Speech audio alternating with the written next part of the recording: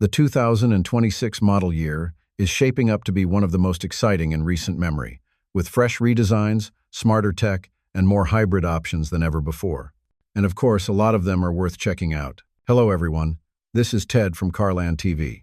It's time to hop in the front seat because today, I'm counting down the 10 cars that should be on every smart shopper's radar for 2026, whether you're after efficiency, performance, or all-around value. Before I start, I would really appreciate it if you would push those buttons below, the subscribe button, the notification bell, all of them.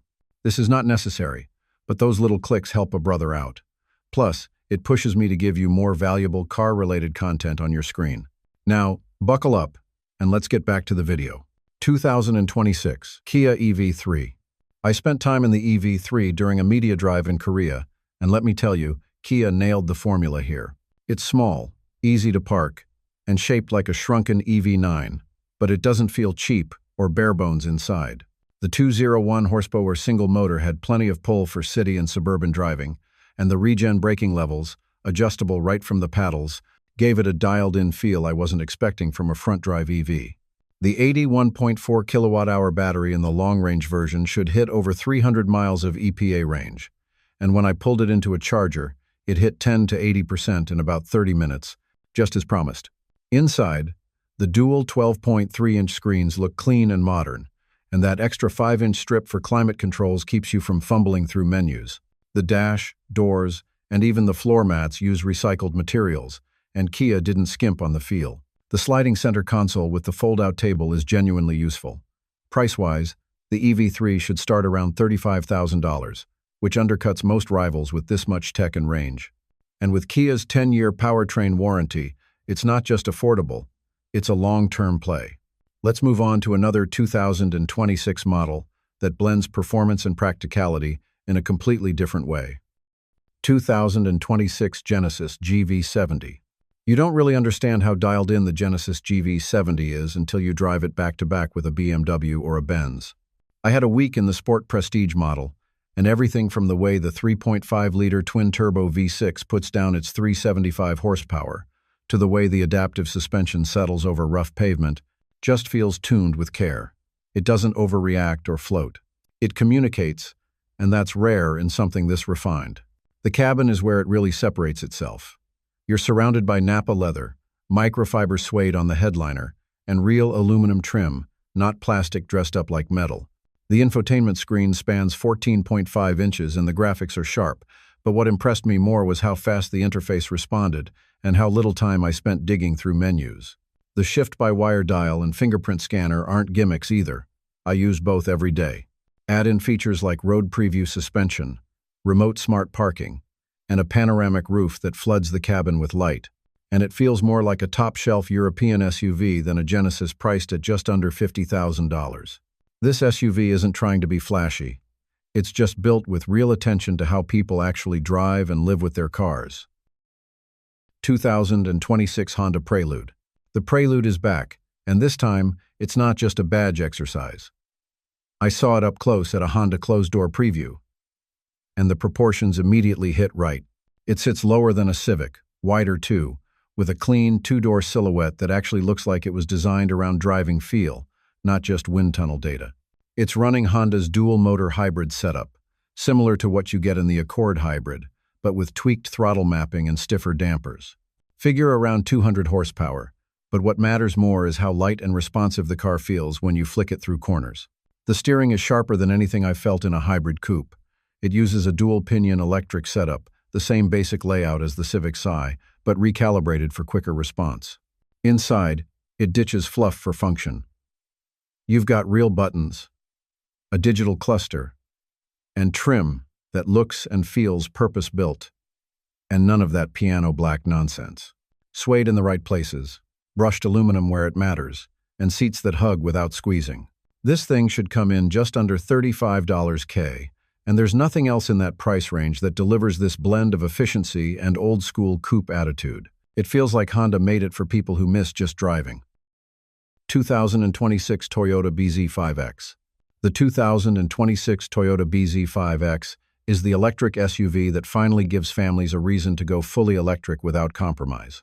I had the chance to walk around a late-stage prototype and speak with the engineers behind it, and it's clear this one was designed from the ground up for space, comfort, and real-world range. It's built on Toyota's ETNGA architecture, but stretched to offer 3 rows of seating and dimensions that put it close to a Highlander EV in spirit. Powertrain details are still being finalized, but Toyota is aiming for dual-motor all-wheel drive and around 250 to 300 miles of range, depending on the trim. The expected lithium-ion battery should support DC fast charging up to 150 kilowatts, which gets you from 10 to 80% in about half an hour. Interior-wise, the BZ5X will pack a massive horizontal touchscreen, digital cluster, and all the modern conveniences like wireless CarPlay, ventilated seats, and a panoramic roof. Toyota also plans to include its full Safety Sense suite, which gives you adaptive cruise, lane tracing, and emergency braking as standard. What makes it a must-buy isn't just the tech or styling, it's the fact that you're getting Toyota's long-game reliability, usable space for 7, and the kind of everyday livability most EVs still miss. At a starting price of around $50,000, it hits a sweet spot between practicality and future-forward driving. Next, let's check out a Subaru you haven't seen before. 2026 Subaru Trailseeker. The 2026 Subaru Trailseeker feels like it was built for people who live with real seasons and actually leave the pavement once in a while. It's electric, yeah, but it doesn't baby itself like most crossovers that panic at the sight of a gravel road. Subaru gave it 375 horsepower through dual motors, and with their full-time electric AWD system, it pulls hard without drama and keeps you planted when traction starts to go. The 8.3 inches of ground clearance isn't for bragging. It makes a difference when you're straddling ruts or rolling through packed snow. I tried out the terrain modes on a rutted dirt trail, and the grip control system handled slow descents better than I expected from an EV. It's also rated to tow 3,500 pounds, which means it's not just a commuter car dressed up in trail gear. Inside its cabin, it's the kind of setup that makes sense if your weekends involve dogs, snowboards, or muddy boots. The 14-inch screen runs clean and quick, but the physical knobs for temp and fan speed are what I use most. Dual wireless chargers, rubber-trimmed storage, and a second row that doesn't skimp on legroom seal the deal. Starting around $45,000, it's the electric SUV I'd take if my driveway was gravel and my calendar had more trailheads than brunch spots. Now let's get into something that doesn't care about dirt but absolutely lives for corners and throttle response. 2026 Ram 1500. The 2026 Ram 1500 hits that rare sweet spot where muscle meets comfort without making you pick between the two. I spent time behind the wheel of both a Rebel with the 420 horsepower version of the Hurricane Inline-6 and a Limited packing the full 540 horses, and both felt built for different missions but nailed their purpose. The Rebel, rolling on Wrangler Duratrax with the air suspension set high, handled off-road washouts without rattling my teeth, and it still cruised like a highway SUV when I dropped it back down on the pavement. The Limited was a different beast altogether. That 540 HP motor paired with the 8-speed automatic delivered torque like a diesel but revved like a gas engine. Merging, passing, towing, it all felt effortless.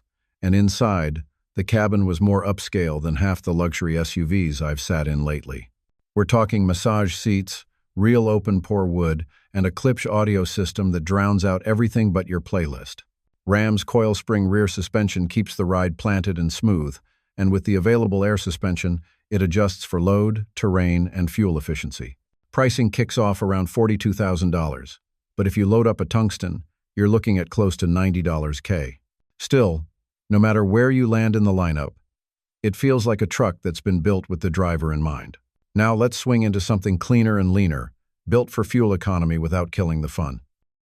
2026 Hyundai Ioniq 9. The 2026 Hyundai Ioniq 9 doesn't just feel like a big EV.